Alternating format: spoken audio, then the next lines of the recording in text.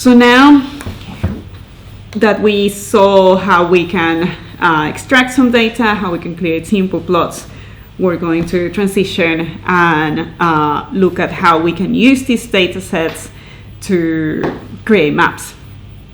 So we're going to use the H3 library now.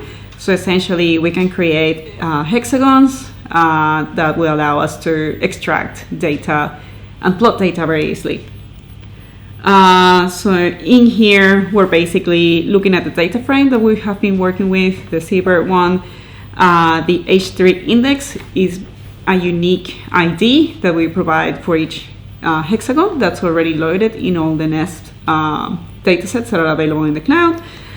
So we can use that to group a dataset and do calculations. So in this case, it's the number of records that we have for each one of those hexagons.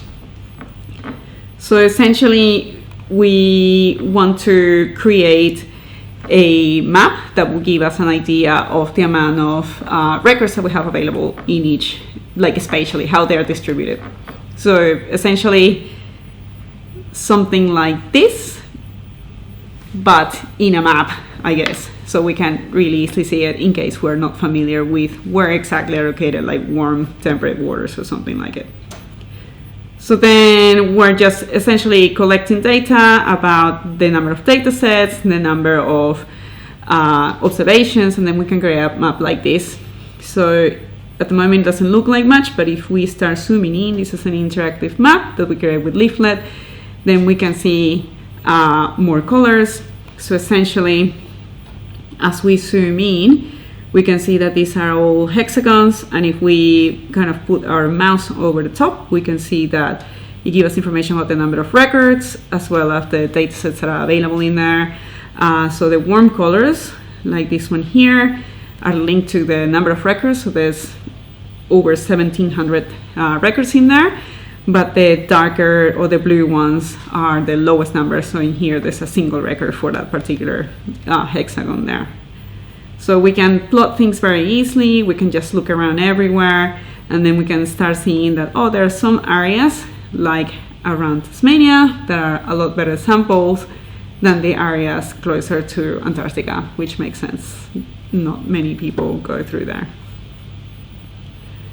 Then we can use the information about the marine regions, as we were showing before. So instead of just doing tables, we can use this information to create maps as well. So we're going to extract information about those unique classifications of the Australian marine regions. We have kind of put them here a bit nicer.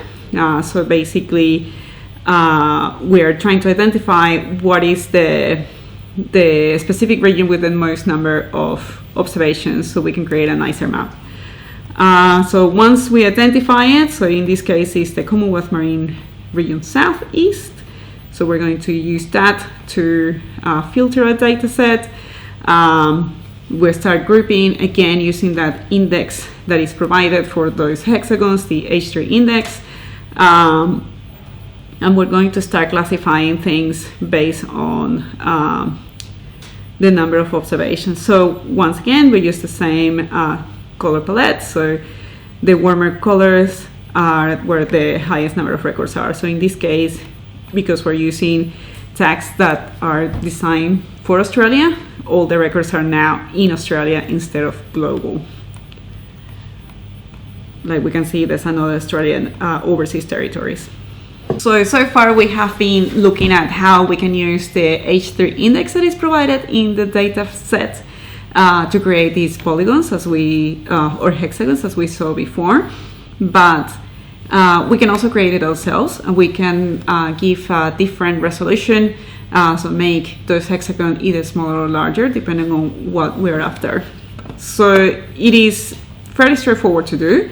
We still use that same data frame where we have all the Seabird information stored. So we're going to drop that H3 index, the original one that is provided with the data set. So we're going to ignore it. So that's why it has an exclamation point in there. And then we're going to select the Commonwealth Marine region southeast just to concentrate on a specific area. Then we're going to turn this data frame into a shapefile essentially, so it's just polygons. Then we need to provide what the latitude and the longitude columns are, and then the reference system, which is 4326 or WGS84. So once we have that information, we turn it into polygons. We can then use the H3 library. There's this function called geo2h3. So geo as in geographic information, which is a little polygon shapefile of polygons. Then we provide the name of that shapefile, and this is just the resolution that we're going to try this time. So now we can start doing the same thing as we've done before. So we're summarizing the data as we need it, so we can get the number of records, the number of data sets that are available, the name of the data sets that are available, and once we're all done sorting things out, then we can just create an index using those H3 indices that we just created, and we're going to turn that index into basically like a reference system that the Leaflet library can use to produce these maps. So in this case, we're using that index that we created in here, using that H3 indices that we made ourselves. And then we get a similar sort of map, but the hexagons are slightly smaller than before. We're using the same palette. So once again, we have the warm colors with the higher number of records. So 360 in this case, and the blue ones are the least number of records. So just one for this hexagon in particular. So we can then count the number of records for each data set, and if we want to find out which data set has the most number of records, we can do so by simply organizing or grouping everything by dataset name and then just counting what's available in there. And then we can once again use this information to identify a good dataset that we want to plot, but we don't have to do it this way. You can choose whatever you like. Once again, we can create our own index. We ignore the one that is provided in the original data. We create our new one using that geo2h3 function. We can provide a resolution. We're going to make it a little bit larger this time, and we're going to summarize the data at each specific hexagon. So once again, we have a map.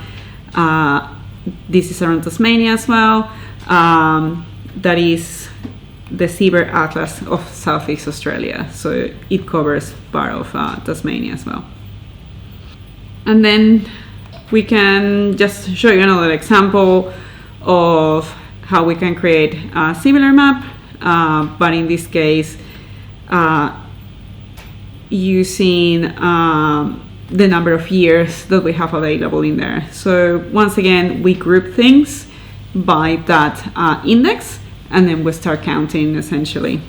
So now, because it's a global data set that we're looking at, the hexagons don't really look like very much, but once we start zooming in, for example, here around Europe, we can see that they have different colors. We can get the number of data sets that are available in there. We can move them up very easily and very quickly. There's some points in Japan. There's not that many records around that area, but if we concentrate in Australia, we can see that around Tasmania, there are a few areas where we have almost 300 records in there. And that's it.